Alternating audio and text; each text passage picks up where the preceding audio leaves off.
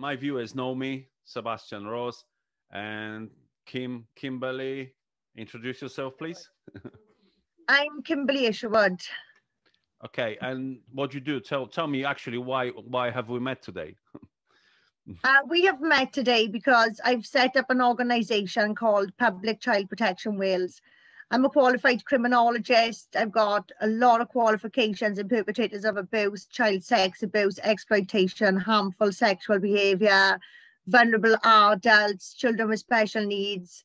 Part of my team, we've got child psychologists, a psychologist, a doctor in adverse childhood experiences. We've got counsellors, we've got positive thinking. We've also had recently forensic psychologists join us as well. So we are very well trained in these fields.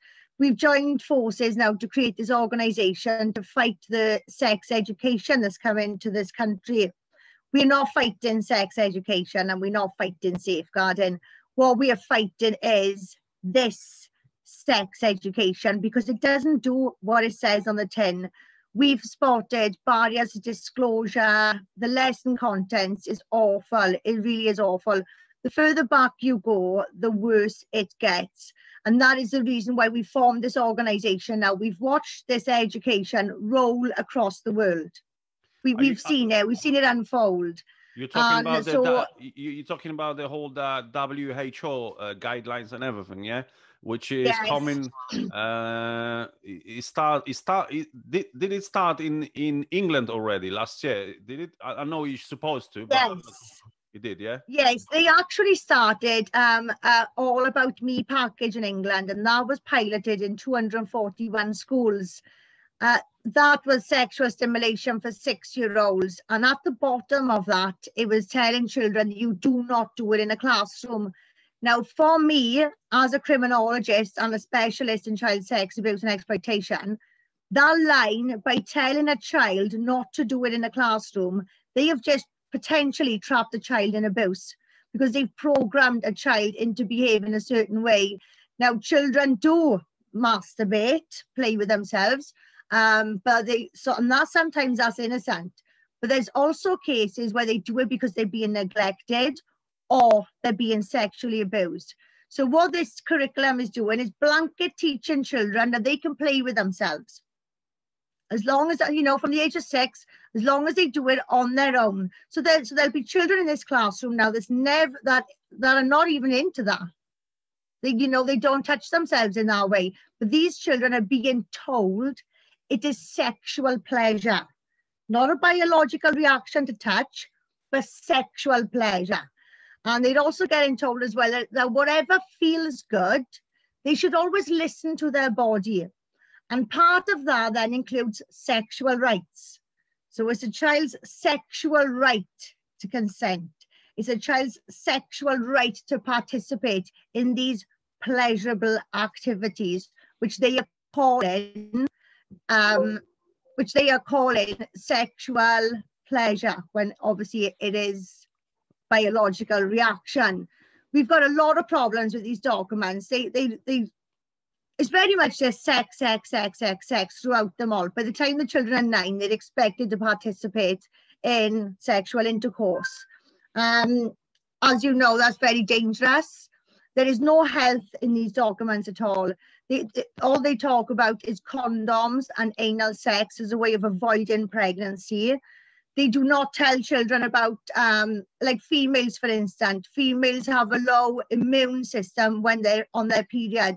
They don't tell girls that you are more prone to STIs when your immune system is lower because of your period. They don't tell young girls that when you have sex, there's a biochemistry reaction, which you will develop attachment from the man's chemicals that he gives off. So you've got an emotional attachment there. It's never just sex. The sex education that's currently in England before this legislation is already damaging children. So right now, children can be given the morning after pill anyway, and they can be taken for an abortion.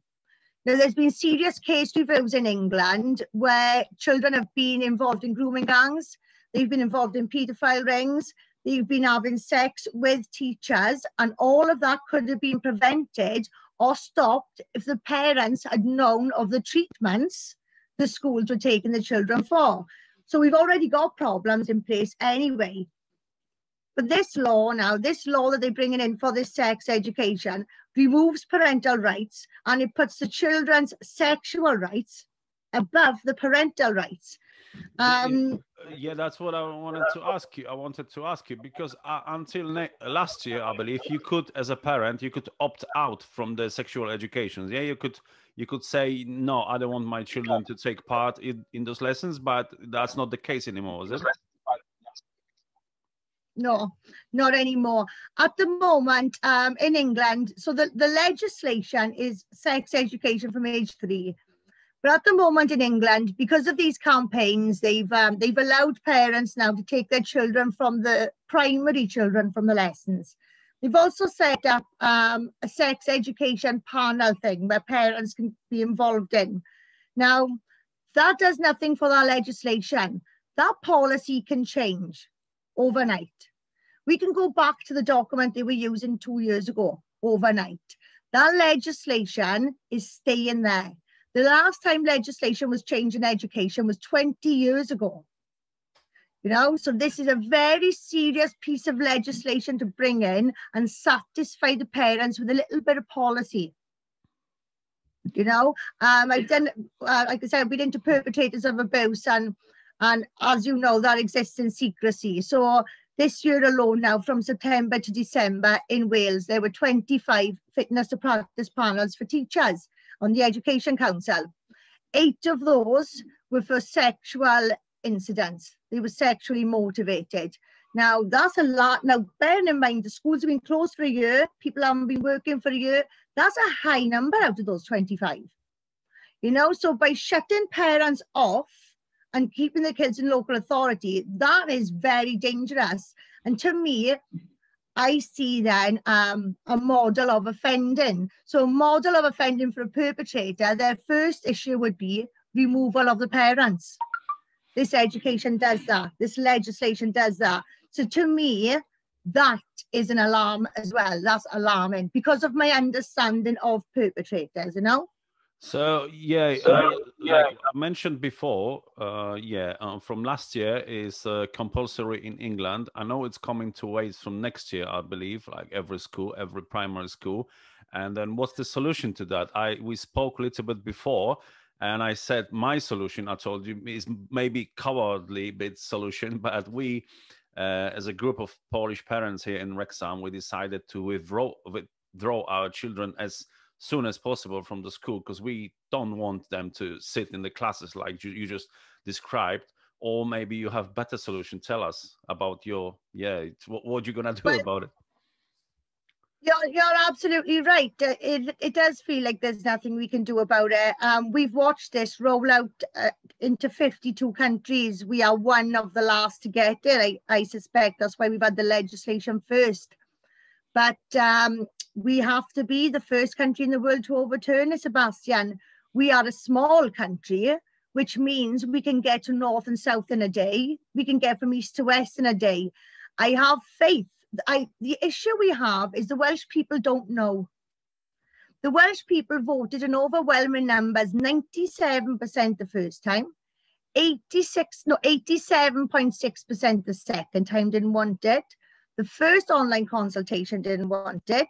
The second online consultation, they didn't even include it, but we mentioned it. And they've also rejected our petition. Now, we are a passionate country, and I just think that when the country actually knows what is going on, I think Wales could have a standing chance here. You know, going back into history, we did the Romans on our own. We can do an education policy, you know. I think once people understand the severity of this, I have to be hopeful that Wales can lead by example here, because if Wales can overturn this, we won't just make history, the first country in the world to do it, but England will be able to do it. And then so will Scotland be able to do it. And then the UK will be the first place in the world to actually protect their children from this.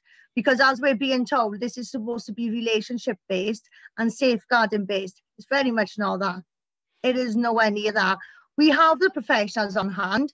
We have the evidence. We have the science. We have everything to back us. And we just have to fight it. We've been going down outside the Senate every time they're doing something on the bill. So we're hoping now to get, if we can bring Cardiff to a standstill, we can do it. You know, it's about getting people understanding the severity of it. But the problem has been around the world. A lot of people have had problems with the LGBT aspect of it. So that's where the campaigns have come from. And those campaigns have stemmed from there, and they met with well-funded lobbyist groups. So they are fighting over something that isn't the real issue here. The real issue is the safeguarding. That's where the science is. That's where the facts are, and that's where we need to target. So I think that's why we are so strong compared to other campaigns, so quick, because we're not coming up against these well-funded lobbyist groups. Because what we are working with is the science, the biological science, the biochemistry, the safeguarding, the perpetrators of abuse. We're not playing their games. We're not getting caught up in their rows, their excuses to bring this in, because sex has nothing to do with relationships, and sex has nothing to do with safeguarding. Safeguarding is a specialist subject, and we've got a specialist team, and we have to be hopeful, Sebastian. We have to be hopeful that getting this message out there will be the thing. We've proven beyond reasonable doubt. We've done extensive investigations. So on our website, we've got government correspondence, freedom of information requests. We've gone into detail. We've proven beyond reasonable doubt that our government is not delivering a Welsh curriculum. They are delivering a global curriculum. We also have emails that take us through to English resources, when that school told us it was strictly RSE for that Welsh school. So I'm hoping, I'm really hopeful, it's a case of the people getting the correct information. Because the government have also launched a campaign against us for misinformation. But we've presented them last going off 17 pieces of evidence. They haven't addressed any of the evidence. They're trying to sweep it under the carpet and hope we'll go away. So we've proven we're not a gang of angry, proud parents. We've proven we're not crazy religious people, as they like to label you. We've proven we're not homophobic. And I'm really hopeful that our approach, because like I said, we've watched these campaigns around the world fail. But we understand the real issue here, the proper issue. This has nothing to do with relationships, it's child safeguarding. And we are sticking with that, and we are fighting with that. And what we've got as well, we've got a really good LGBT following, we've got a really good religious following. We are hoping that we can unite everyone on the child protection front. We're hoping that we can show people this is nothing to do with diversity. This is nothing to do with biology, you know, because if you really want to teach children about their reproductive organs, you can do that through biology at a young age. You know, you've got no issues knowing the dogs are mating. It's no different, Sebastian, you know. The first and foremost thing here should be, your brain isn't fully matured until 25. So we should be teaching the children how to protect themselves, understand their hormones, understand the change in their feelings, understand how their bodies develop. And that's what we should be teaching children. That's what we should be teaching them. You know, these documents are full of consent and things like that. And I see this sinister tone through it all. That's what I see. And I shouldn't be seeing that in an education document. Kim, I admire your passion. I fully support you. And like you said, what we can do now is the most important to spread the word. I can promise you, I will spread the word during the mostly like Polish communities in here, because we much more conservative people than I don't know if they're Welsh, but definitely more conservative than English people. And like you said, yeah, I will try my best. I will include some links to your website. I would include links to your YouTube channel. I know you there, so yeah, I will try my best to help.